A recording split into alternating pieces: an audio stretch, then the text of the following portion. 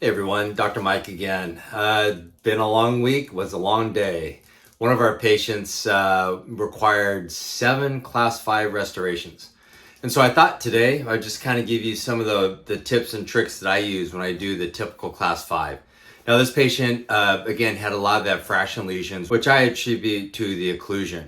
So I let the patient know why. That this patient was a TMD patient that had gone to the ER many times because of severe headaches. So what we ended up doing is we did a occlusal workup. We found where the bite position was the most comfortable, and we created a splint to hold his jaw in that position. And he reported to me that since we've done that, not only has he not had the pain, but he's sleeping much better also. So we accomplished a lot by providing that splint, but he has these abfraction lesions. So let's take a look at the lesions. So here you can see the lesions were from tooth number 7 back to tooth number 13. And tooth number 8 had an old restoration. That old restoration had become carious. So we had to remove that. But the protocol, the technique that I used on all 7 of his class 5s were we used no anesthetic. I used air abrasion to remove the old restorations and to prepare the tooth. And I've found over the last decade that air abrasion actually gives me very, very good retention. Then I place a phosphoric acid etchant. In this case, we use Velvet Etch, which is 40% phosphoric acid.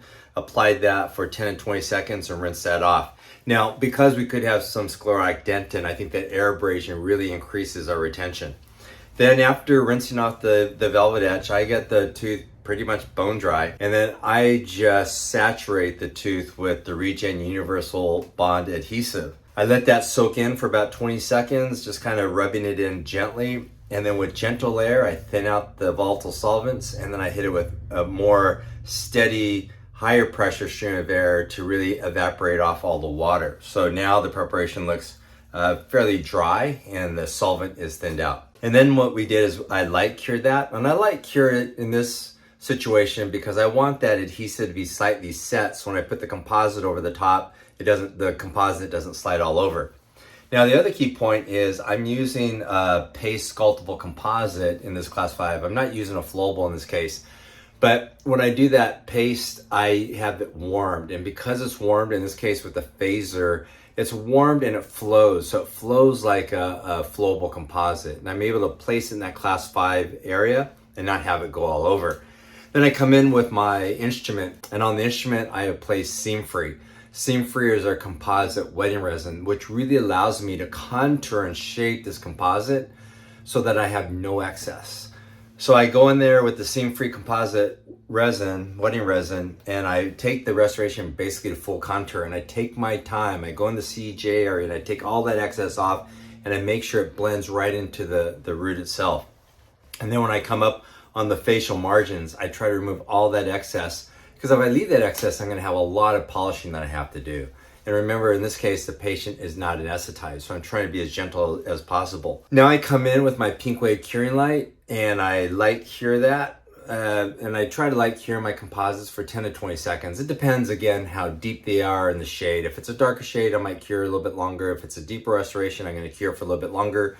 And these 10 to 20 seconds are more than sufficient, I find. Now at that point, these restorations that you see here, this is after I've done my Seam Free and I've cured them. And you can see that pretty much everything's done. Now what I do is I come in with a composite cup and I just polish it all down. Then I can shine it to the level that you desire. And then we are done. So this makes the procedure much easier, much more comfortable for the patient. And some of the key points, using the air abrasion to prepare the tooth. And once we use the air abrasion and the etchant, I'm using the Regen bioactive adhesive, so that cervical area where we're more prone to getting cervical decay has the bioactive adhesive. Now in this case, I use the sculptable composite, but the sculptable composite was heated so it would flow.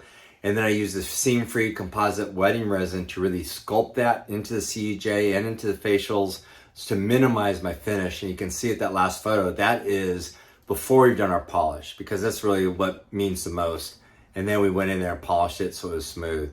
And then at the end, the patient later texted me that afternoon and he was pleased with the work. So Got a lot of work done. It was a productive appointment, so it was really a win-win for all of us. And I just wanted to share how I make that easier. All right, hope that helps you out, and take care.